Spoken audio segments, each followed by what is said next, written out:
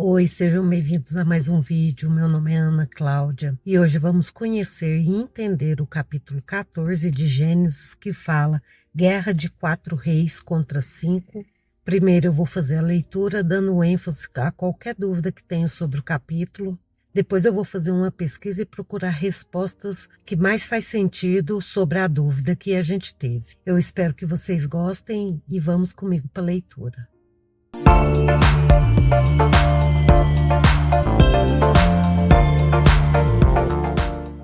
Capítulo 14 de Gênesis. Guerra de 4 reis contra 5.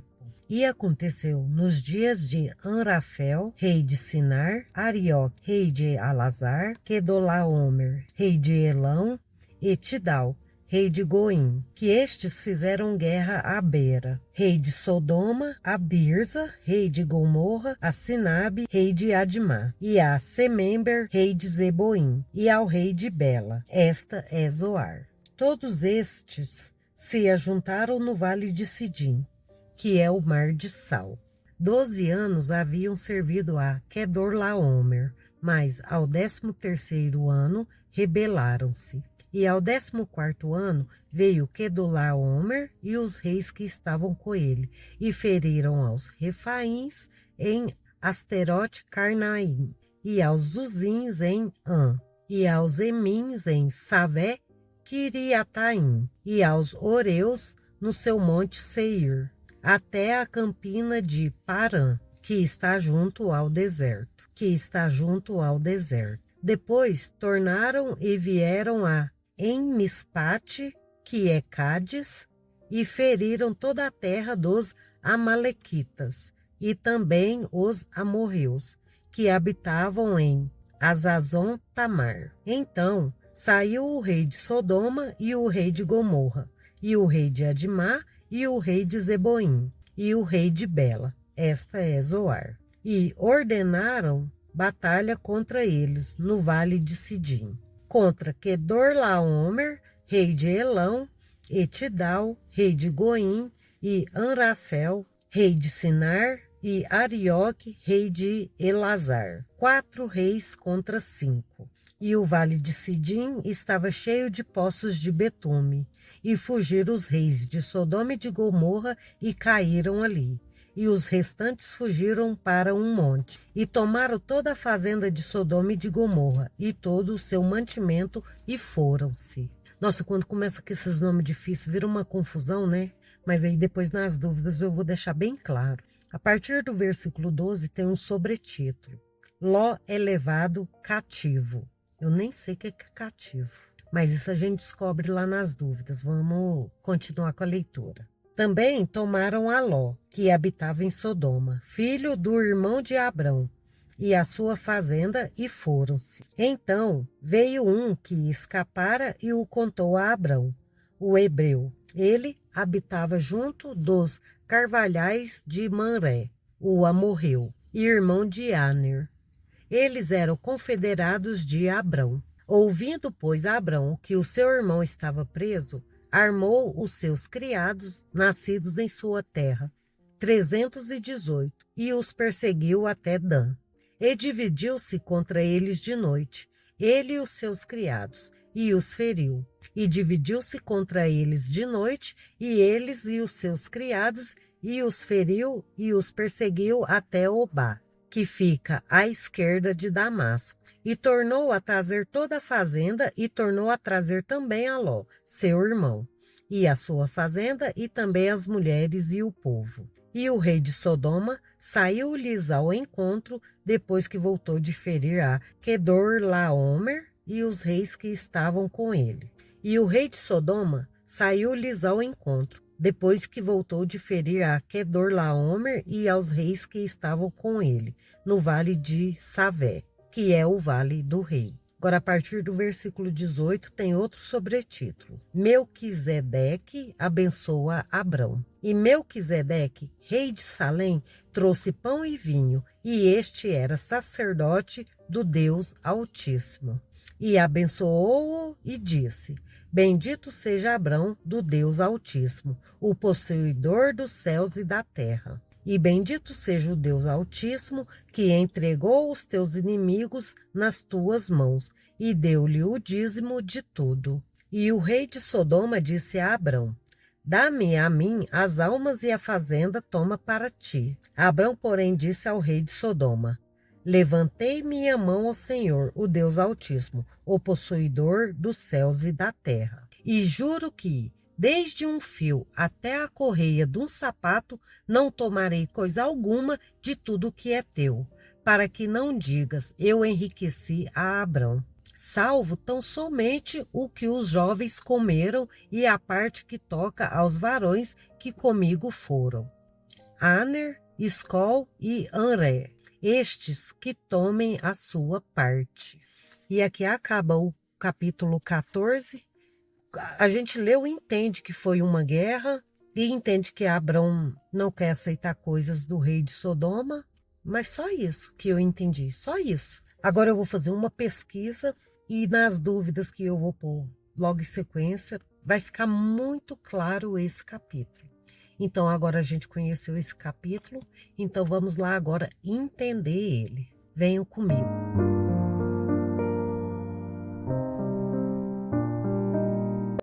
Voltei para as dúvidas e as dúvidas de hoje não vão ser fáceis de eu falar elas aqui, porque chegou num quesito aqui que eu nem tinha me tocado direito quando eu fiz a leitura, e tem um versículo nesse capítulo que é motivo de muito debate hoje em dia. Eu já participei e até hoje eu não compreendi direito, e eu acho que agora eu compreendi.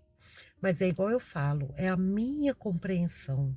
E tá tudo bem se o jeito que eu compreendi não foi como você compreendeu. Tá tudo certo. Mas no final, se vocês puderem dar a opinião de vocês, eu vou ficar muito agradecida. Muito mesmo. Então vamos começar. Eu vou fazer uma explicação do capítulo completo. Eu fiz uma anotação e vou ler agora. Começa. Esse capítulo descreve uma guerra entre dois grupos de reis, como se fossem alianças de cidades ou reinos naquela época. É o primeiro relato de guerra da Bíblia. Quem são os personagens principais? No grupo 1, os reis do Oriente, que era Quedorlaomer, que era o rei de Elão, líder do grupo. Tidal, rei de Goim. Anrafel, rei de Sinar. Arioque, rei de Elazar. Gente, esses nomes eu tenho certeza que a maioria eu estou falando errado, mas é o que eu consigo falar. Esses reis foram uma aliança e dominavam outras cidades por 12 anos, até que essas cidades resolveram se rebelar. O grupo 2, cidades do Vale de Sidim. Eles eram 5 reis. O Bera, rei de Sodoma. Birza, rei de Gomorra. Sinabe, rei de Admá. Simeber, rei de Zeboim. Rei de Bela, Zoar. Esses reis se rebelaram contra Quedorlaomer no 13º ano. Nesse ponto deu para entender, né, lá na hora da leitura. O que acontece? No 14º ano, Quedorlaomer e seus aliados decidem atacar para retomar o controle. Eles vão passando por várias regiões e vencendo vários povos no caminho. Por isso que tem tantos nomes esquisitos. São tribos ou cidades que eles derrotam. Depois disso, eles chegam até o Vale de Sidim, onde ficavam Sodoma e Gomorra, e enfrentam os 5 reis rebeldes. O resultado: os reis de Sodoma e Gomorra perdem a batalha. Alguns fogem e outros caem em poços de betume, tipo buracos com piche natural. Os invasores saqueiam Sodoma e Gomorra e levam tudo, incluindo pessoas. Agora o resumo dessa parte, que foi do versículo 1 ao versículo 11. Essa parte mostra uma guerra entre duas alianças de reis, Quedorlaomer, que mandava na região, foi atacado por reis de Sodoma e outras cidades, mas venceu e saqueou tudo. O objetivo era mostrar como o mundo era politicamente estável e como essa guerra afetaria Abraão indiretamente, porque o Ló foi levado. Agora vamos continuar. Os reis invasores levaram Ló como prisioneiro, junto com os bens dele. Ló morava em Sodoma, que foi derrotada na guerra, e acabou sendo pego no meio da confusão. Vocês lembram, né, que o Ló era o sobrinho de Abrão, né, que foi embora com ele, né? Que foi um dos personagens do capítulo passado. Continuando. Um fugitivo, alguém que escapou da batalha, correu até Abrão para contar que Ló tinha sido levado. Nesse capítulo, a Bíblia chama Abrão de o Hebreu, pela primeira vez, destacando que ele é de outro povo, separado dos povos locais. Abrão montou um grupo de 318 homens treinados que viviam com ele, e foi atrás dos reis inimigos para resgatar Ló. Dan é um lugar bem ao norte de Canaã, ou seja, Abrão viajou bastante para alcançar os inimigos. Abrão atacou à noite em uma estratégia inteligente. Ele dividiu seu grupo e pegou os inimigos de surpresa.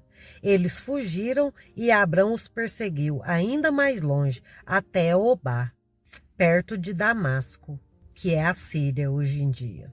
O que aconteceu? Abrão venceu a batalha e resgatou tudo. Ló, os bens dele, as mulheres e o restante das pessoas que tinham sido levadas. Quando Abrão voltou vitorioso, o rei de Sodoma foi ao encontro dele para agradecer. Isso aconteceu no Vale de Savé, também chamado de Vale do Rei. Provavelmente um lugar de encontros importantes. Um resumo dessa parte do resgate de Ló. Ló foi capturado junto com Sodoma. Abrão ficou sabendo e foi atrás com seus homens. Ele derrotou os reis inimigos com estratégia e coragem. Trouxe Ló, os bens e o povo de volta. O rei de Sodoma foi agradecer a Abrão. Agora vamos para a última parte desse capítulo, né? O que aconteceu? Um personagem misterioso aparece. Melquisedeque, rei de Salém, provavelmente Jerusalém. Era sacerdote do Deus Altíssimo, ou seja, servia ao mesmo Deus de Abrão. Melquisedeque abençoa Abrão, reconhecendo que ele pertence ao Deus que criou tudo. Ele também louva a Deus por dar a vitória a Abrão. E então, Abrão faz algo importante. Entrega o dízimo, 10% de tudo o que recuperou a Melquisedeque. Isso mostra respeito e adoração. O rei de Sodoma oferece um acordo. Ele só quer as pessoas de volta, provavelmente os cidadãos dele. Diz para Abrão ficar com os bens como recompensa. Abrão recusa a recompensa. Ele não quer que ninguém diga que foi o rei de Sodoma que o enriqueceu. Ele quer deixar claro que só Deus é a fonte da sua vitória e riqueza. Abrão só faz uma exceção. Deixa que seus alinhados, Aner, Escol e Manré, fiquem com sua parte da recompensa. E também considera o que os servos comeram durante a missão. O resumo final desse capítulo. Abrão vence reis poderosos com poucos homens. Conhece Melquisedeque, um sacerdote de Deus, e o honra com o dízimo. Recusa qualquer pagamento do rei de Sodoma para mostrar que confia só em Deus como sua fonte. O que esse capítulo mostra? A coragem de Abrão, a fé e integridade dele e o surgimento de Melquisedeque, que lá na frente vai ser citado como uma figura parecida com Jesus, que vai ser lá em Hebreus 7. Lá vai explicar isso. O que a gente tira de aprendizado? Valor das relações e lealdade. Abrão arrisca tudo para salvar Ló, mesmo depois que Ló tinha escolhido viver longe dele. O aprendizado. Às vezes, precisamos ajudar quem se afastou da gente ou fez escolhas ruins. Lealdade e amor falam mais alto do que orgulho. O segundo aprendizado. Coragem e estratégia com poucos recursos. Abrão enfrentou reis poderosos com apenas 318 homens e venceu. Ele usou inteligência, ataque noturno, estratégia e fé. O aprendizado. Mesmo com poucos recursos, com Deus e sabedoria, a gente vence batalhas grandes. Não é a quantidade, é a direção e confiança. Terceiro, reconhecer a verdadeira fonte da vitória. Abrão não aceitou riquezas do rei de Sodoma. Ele queria deixar claro que Deus era sua fonte e não os homens. Qual que é o aprendizado? Quando vencemos ou prosperamos, é importante manter o coração humilde e reconhecer quem realmente nos sustenta, que é Deus. Isso é com certeza, com certeza. Quarta, honrar a Deus com o que temos. Abrão deu o dízimo a Melquisedeque, reconhecendo a autoridade espiritual dele e agradecendo a Deus pela vitória. O aprendizado. Devolver a Deus uma parte do que temos, tempo, dinheiro, atenção. É um ato de adoração e gratidão, não apenas obrigação. Aí quando falou não apenas obrigação, quis me dizer que é uma obrigação. E eu sempre me peguei nisso, né? Para falar a verdade, eu nem sabia direito. Para mim, dízimo, o que é? Você pegar 10% do que você ganha todo mês e dá para a igreja. E como uma obrigação. Eu nunca fui a favor disso. Eu nunca consegui entender isso. Aí eu fui pesquisar. Primeiro eu fui pesquisar o que é dízimo. E essa resposta que me convenceu. O dízimo é, antes de tudo, um ato de fé. Assim como Abrão, o dízimo é uma forma de dizer: Senhor, tudo o que tenho vem de ti. Te dou essa parte como prova de que confio em ti, não no dinheiro. Isso para mim fez total sentido. E eu sempre me questionei, como eu sei que eu estou dando para Deus? Como eu sei que não é uma pessoa que está me enganando? Essa resposta aqui para mim faz total sentido. Você sabe que está dando para Deus quando faz com fé, gratidão e sinceridade. Escolhe com sabedoria e oração para onde vai. E não se deixa manipular, mas ouve a voz do Espírito e age com amor. Então, eu posso escolher aonde eu vou dar meu dízimo. Não é na igreja em si. Igual muitos viram para mim e falam, tem que ser na igreja. Não é, não é. Eu vi muitos relatos aqui e essa foi o que mais me tocou. Não é. E uma coisa que sempre me pegou. Eu sou obrigada a todo mês dar 10% do que eu ganho de dízimo. E não, gente, eu não sou obrigada a dar o dízimo todo mês. Aí vem outra pergunta. Então, como saber quando e quanto dar? Sabe qual que é a resposta? Pergunte a si mesma e a Deus em oração. As perguntas que você precisa fazer para si. Eu quero honrar a Deus com o que Ele tem me dado? Tenho condições de separar algo neste mês? Deus está colocando alguém ou alguma coisa no meu coração agora? Se a resposta for sim, dê com alegria. Se a resposta for não, Deus não está cobrando de você. Não está cobrando. Ele quer seu coração antes do seu dinheiro. E sabe por que eu questionei muito isso a minha vida inteira? Porque é até uma vergonha o que eu vou falar aqui agora, mas eu acho que acontece com muita gente. Eu trabalho muito, eu não tenho vida social praticamente. E, gente, é vergonhoso falar, mas eu não sobro com nada. Eu pago todas as minhas dívidas, mas eu não sobro com nada. E outra, hein? Aí vem falar, Gasta, eu não arrumo um cabelo, eu não arrumo uma unha, eu não faço uma maquiagem, eu não faço uma sobrancelha. Gente, eu não faço nada pessoal para mim. Eu não compro uma roupa, eu não compro um calçado. Isso eu ganho. E se eu chegar a comprar, tem que ser bem barato para mim comprar. E mesmo assim, eu não sobro. E o que eu guardei no meu coração agora? Mas mesmo assim, gente, se eu ver alguém ali necessitado, ou com fome, ou precisando de uma ajuda, ou precisando de algum lugar, ou na hora, eu ajudo. Na hora, eu nem penso, eu simplesmente ajudo. E o que hoje eu guardei? Juro por Deus, eu guardei no meu coração sobre esse quesito de nunca ter nada. Eu não vou sentir vergonha disso mais. Porque o que acontece comigo acontece com várias pessoas. Isso é humano. E outra coisa, você não precisa sentir culpa ou vergonha por não conseguir dar o dízimo. Deus não está com a planilha na mão, vendo se você deu os 10% certinho todo mês. Ele vê seu coração sincero, a sua luta, a sua vontade de acertar, a sua fé, mesmo em meio a dificuldades. E isso, gente, para Deus vale muito mais do que ouro. O que realmente Deus quer? Lá em Provérbios, eu já vou pegar um pouco de coisas para frente para ficar claro isso. Lá em Provérbios, capítulo 23, versículo 26, fala: Filha, me dá o teu coração. E eu sinto que eu já dei.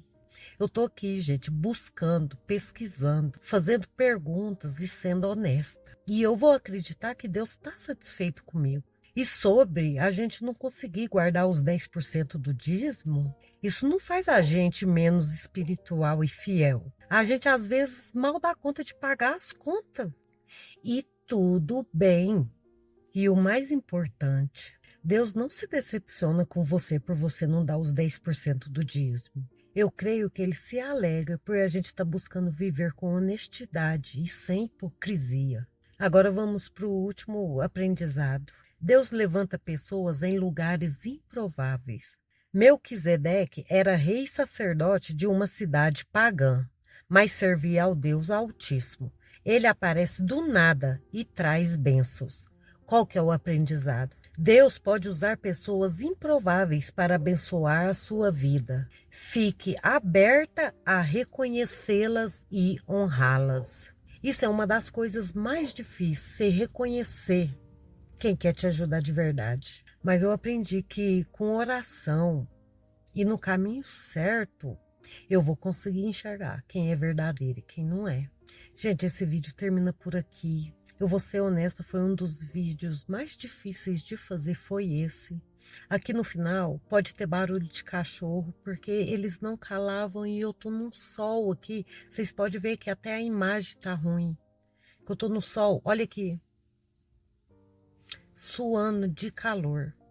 Mas assim, meu coração tá tão leve, porque era uma coisa esse tal de dízimo que me pegava tanto, que me punha culpada quando eu começava a conversar com alguém sobre isso, e aliviou tanto a minha alma, porque eu entendi que eu sou obrigada sim, mas não do jeito que ensina pra gente, todo mês você ir lá e pegar os 10% e dar.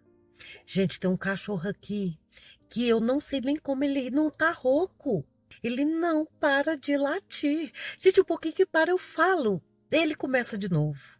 Porque para mim o dízimo, o que eu aprendi hoje sobre o dízimo, é eu conseguir enxergar a necessidade de ajudar, ou a igreja que eu convivo, ou o bairro que eu moro, alguém do bairro que eu moro, que está precisando de uma ajuda. É sempre que tocar no coração da gente. Porque eu sempre pensei assim, gente, como eu vou tirar 10% do que eu ganho para dar de dízimo se esses 10% vai faltar para pagar uma conta? E o que eu entendi do dízimo desse capítulo foi porque eu pesquisei. Naquela época, os sacerdotes não tinham salário. Eles não tinham salário. E Abrão deu 10% do que eles pegaram de volta lá para esse sacerdote por causa disso. Ele deu esse dízimo por bondade, porque tocou no coração dele ajudar. E qual que foi o motivo? Porque o sacerdote lá, ele não tinha salário. Ele não tinha dinheiro. Para mim, Abrão ajudou o Senhor nesse quesito. Falou, vou dar 10% disso para ele, porque ele vai poder ir mais longe para passar a palavra de Deus e poder ajudar o povo que segue a Deus. Ou para vocês é de outra forma? Se for, gente, tudo bem também, não tem problema algum. Mas aí comenta aí para mim saber o que vocês pensam. E fico muito feliz por ter conseguido terminar esse vídeo e obrigada, gente, do fundo do coração. E agora vamos lá para o próximo capítulo. Tchau, tchau.